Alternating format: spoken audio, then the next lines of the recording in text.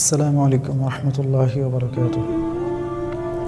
বন্ধুরা, আমরা এখন জানব বনী ইসরাঈলের সেই 3 যুবকের কাহিনী, যারা পাহাড়ের গুহার মধ্যে আটকা পড়েছিল এবং তারা কিভাবে মুক্তি পেল। আর এই ঘটনা থেকে আমাদের শিক্ষাটা কি। তো বনী ইসরাঈলের যুগে বুখারী শরীফের হাদিসের ভিতরে আসছে যে 3 জন যুবক কোথাও যাচ্ছিল। তো যাইতে যাইতে হঠাৎ করে তাদের উপরে বৃষ্টি শুরু হলো। বৃষ্টি যখন শুরু হয়েছে, এখন তারা চিন্তা করতেছে যে এই বৃষ্টি থেকে তো আমাদের বাঁচতে হবে। তো তারা বাঁচার জন্য করলো কি, সেখানে একটা পাহাড়ের গুহা ছিল, তারা সেই পাহাড়ের গুহার ভিতরে অবস্থান করলো। তো পাহাড়ের গুহার মধ্যে যখন অবস্থান করছে, এমন সময় পাহাড়ের উপরে একটা বিশাল পাথর এসে তাদের মুখটা বন্ধ করে দিছে। এখন তারা যে ওই পাহাড়ের গুহা থেকে যে বের হবে, গর্ত থেকে বের হবে, এমন কোনো রাস্তা নেই। তো এখন তোরা কী করবে?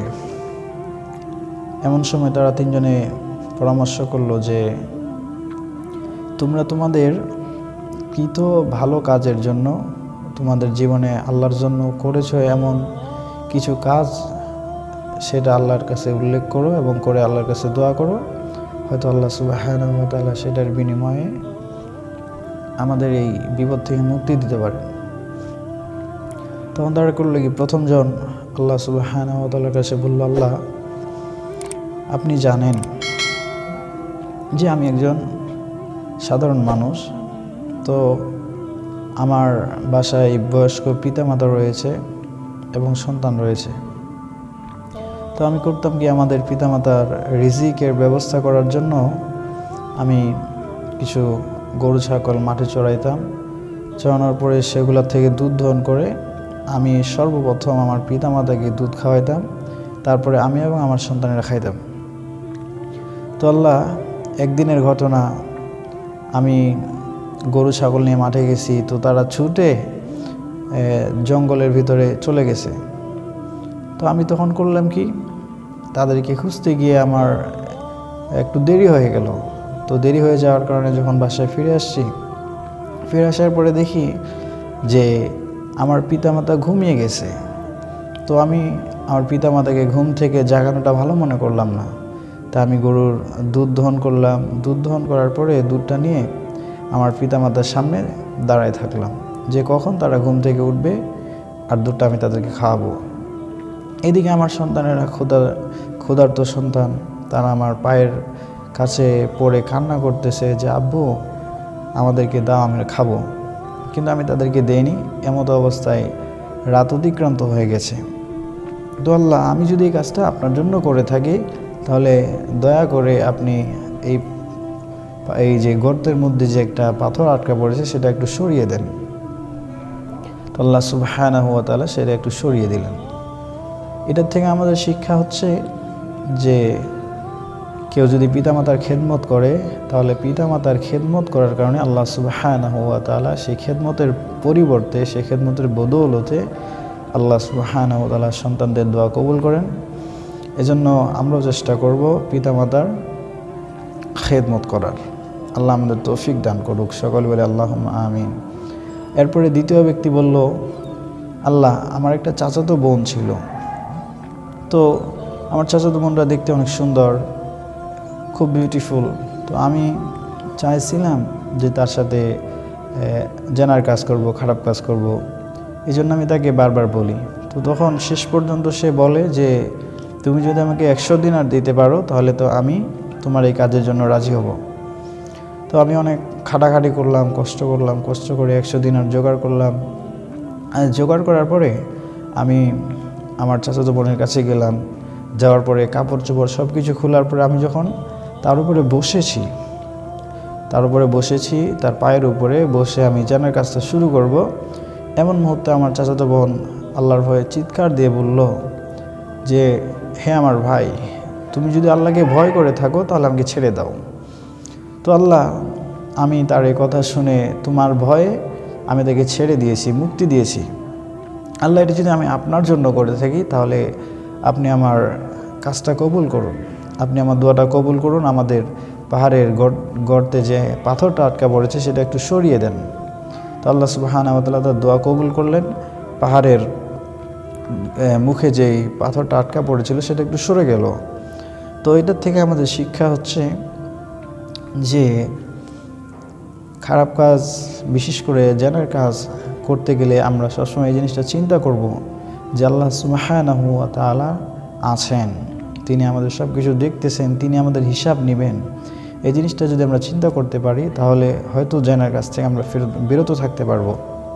আমরা জানি ইউসুফ আলাইহিস সালাতু ওয়াস সালাম তিনি যখন মিশরে তিনি যখন গেলেন, জুলাইখার ইউসুফ আলাইহিস সালামকে দেখে ভালো লেগে গেছিল। তো জুলাইখা করলো কি, ইউসুফ আলাইহিস সালাতু ওয়াস সালামকে একটা ঘরের ভিতরে বন্দি করলো। এরপরে বাইরে থেকে 7টা দরওয়াজায় তালা মারলো। মারার পরে জুলাইখা তার সমস্ত কাপড় চোপড় খুলে দিল। খুলে দেওয়ার পরে ওখানে একটা মূর্তি ছিল। তো জুলাইখা তখন ওই মূর্তিটা তার কাপড় দিয়ে ঢেকে দিল।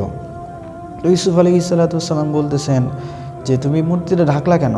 বলতেছে এটা আমার দেবতা, এটা আমার স্রষ্টা, আমি যদি এর সামনে খারাপ কাজ করি তাহলে তো সে আমাকে দেখে ফেলবে, এই জন্য আমি তাকে ঢেকে দিলাম। তখন ইউসুফ আলাইহিস সালাতু ওয়াস সালাম বললেন যে তোমার দেবতা কাপড় ঢাকা দিলে বা কাপড় ঢেকে দিলে দেখতে পায় না, কিন্তু আমার যে মালিক আল্লাহ সুবহানাহু ওয়া তাআলা তিনি আমাকে সর্বদাই দেখতেছেন, অতএব আমি গুনার কাজ করতে পারবো না। তো আমরা যদি আল্লাহর ভয় অন্তরের ভিতরে রাখি তাহলে এই সমস্ত জানার কাজ আমাদের দ্বারা হবে না ইনশাআল্লাহ। আল্লাহ সুবহানাহু ওয়া তাআলা আমাদেরকে জানার কাছ থেকে বেঁচে থাকার তৌফিক দান করুক। এরপরে 3 নম্বর ব্যক্তি, উনি তখন বললেন, আল্লাহ আপনি জানেন যে একজন শ্রমিক আমার বাসায় কাজ করত,